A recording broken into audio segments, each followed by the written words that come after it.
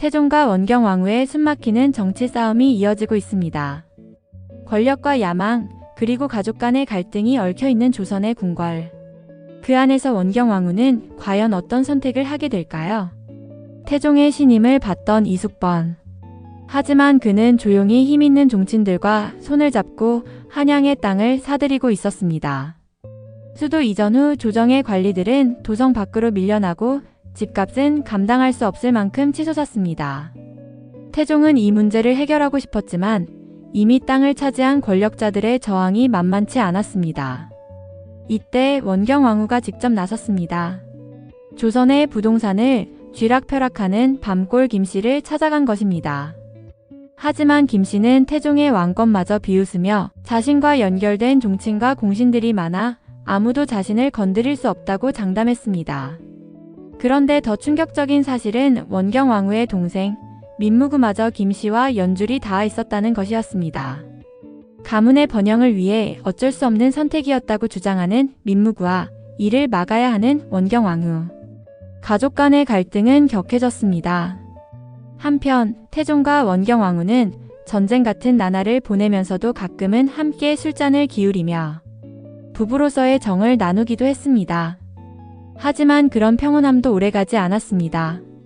갑자기 채령이 난입해 태종과의 합방을 요구한 것입니다. 사실 이날은 태종과 채령이 함께하는 날이었고 이를 알게 된 원경왕후의 표정이 굳어졌습니다. 채령은 질투심에 불타 권선을 찾아가 원경왕후를 끌어내리자며 손을 잡자고 제안했습니다. 그리고 태종 앞에서 원경왕후를 두고 선덕여왕 같지 않냐며 태종의 열등감을 자극했습니다. 원경왕후와 태종의 사이를 멀어지게 하려는 계략이었습니다. 그 사이 태종은 백성들이 빼앗긴 집을 되찾아주기 위해 땅값과 집값을 조정하는 정책을 추진하려 했지만 신하들의 거센 반대에 부딪혔습니다. 이미 다들 땅 투기로 엄청난 이득을 보고 있었기 때문입니다. 한편 민무구와 민무질은 밤골 김씨가 파놓은 덫에 걸려 곤경에 처했습니다.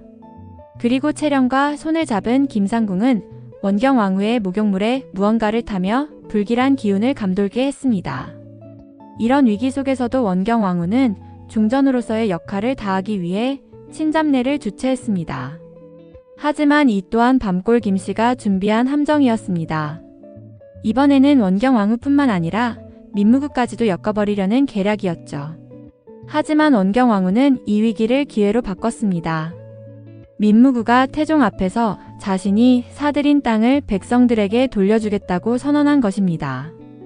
예상치 못한 전개의 여러 신하들까지 민무구의 뜻에 동조했고 결국 밤골 김씨는 자신이 빼앗은 땅을 내놓아야 하는 처지가 됐습니다.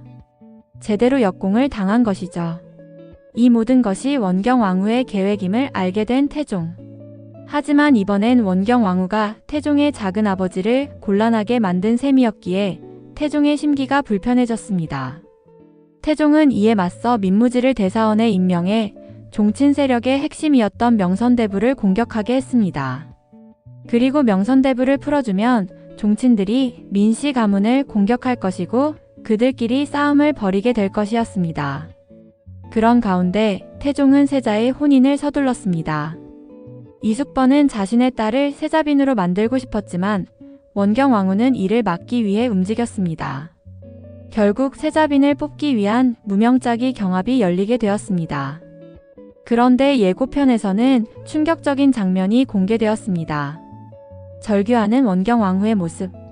누군가의 죽음을 슬퍼하는 듯한 장면이었고 이는 원경왕후의 동생들, 즉 민무구와 민무질이 목숨을 잃는 순간일 가능성이 컸습니다.